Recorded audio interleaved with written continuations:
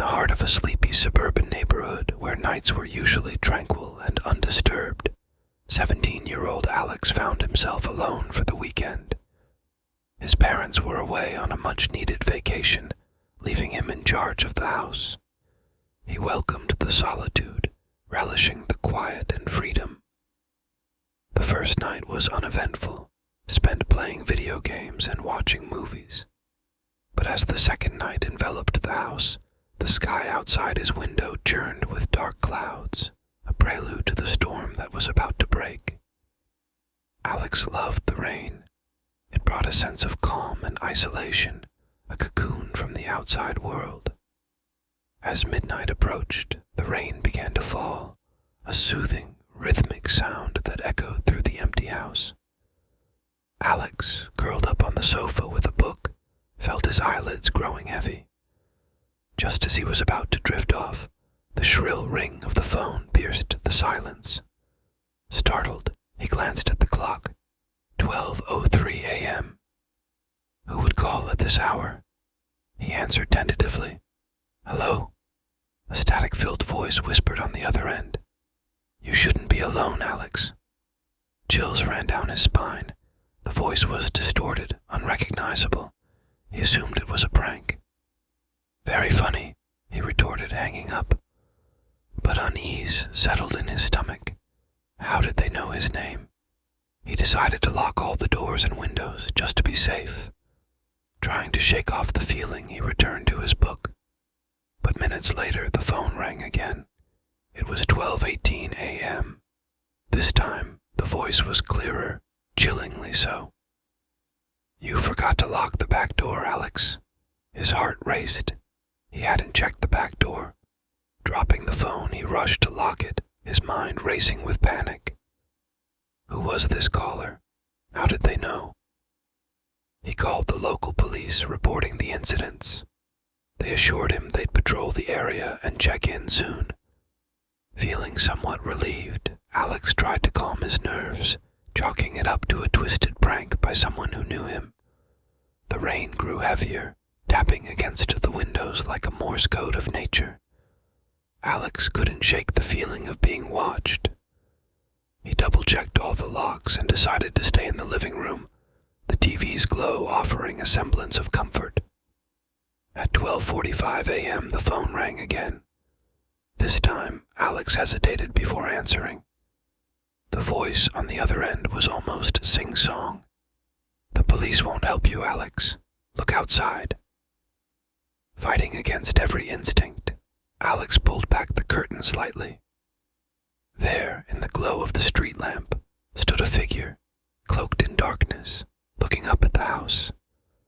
The figure didn't move, didn't seem to breathe, just stood there, watching. Alex's breath caught in his throat.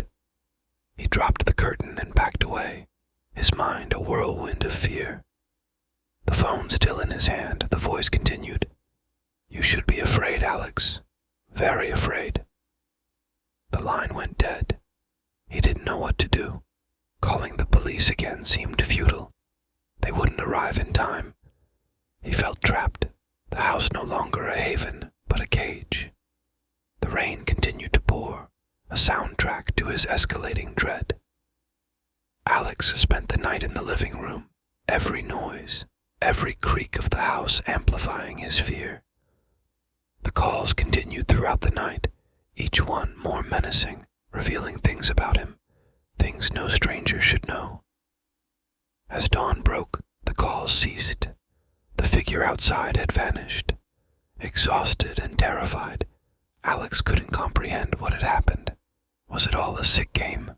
A nightmare? As night enveloped the house once more, Alex felt the walls closing in, the weight of dread pressing down on him.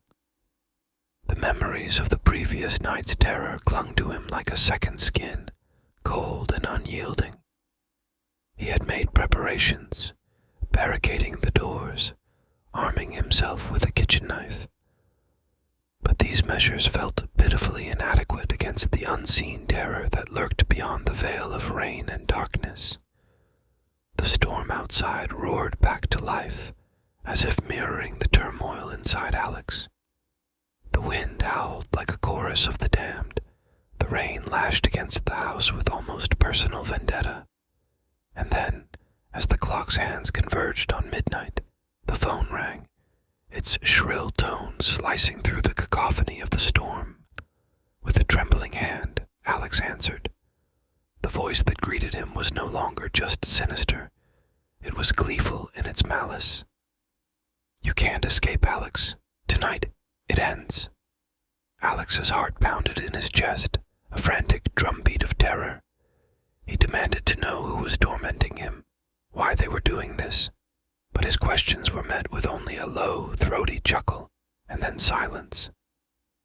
He paced the house, every creak and groan amplifying his fear. The storm outside raged on, an unrelenting assault on his senses.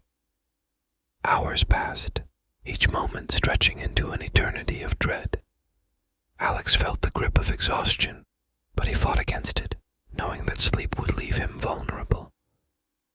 Then, in the darkest hour of the night, the power flickered and died, plunging the house into an abyss of darkness. The storm's fury seemed to consume everything, the sound of the rain and wind a monstrous roar. In that pitch-black void, Alex heard it, a faint scratching, like the sound of nails on glass. He froze, his blood turning to ice in his veins. The sound was coming from the back door. Someone or something was trying to get in. With the knife clutched tightly in his hand, Alex edged towards the door. The scratching grew louder, more insistent. He steeled himself and flung the door open, but there was nothing but the storm's fury greeting him. As he turned back, a chill ran down his spine. The phone, now silent and dead, began to ring again. It was a sound that seemed to come from another world, distorted and otherworldly. Alex picked up the receiver. The voice on the other end was no longer human. It was a guttural growl, a sound of pure evil. "Look behind you," it hissed. In that moment, Alex felt a presence behind him, an oppressive, malevolent force. He spun around, knife raised, but there was nothing but shadows. And then, the shadows moved. What happened next was a blur. There was a struggle, a feeling of being overwhelmed by something far stronger, far more terrifying than any human assailant. Alex's screams were drowned out by the storm, his resistance futile against the dark force that had invaded his home. When the storm finally passed and the sun rose, the house stood silent. The back door was wide open, the living room in disarray. The phone lay off the hook, its incessant ringing now silent. But of Alex there was no trace, no sign of a struggle, no blood, no evidence of what had transpired. He had vanished, swallowed by the night and the storm, leaving behind a haunting mystery that would never be solved. The midnight caller had claimed its victim, and in the quiet suburban neighborhood, fear lingered long after, a silent reminder of the night Alex disappeared, never to be seen again.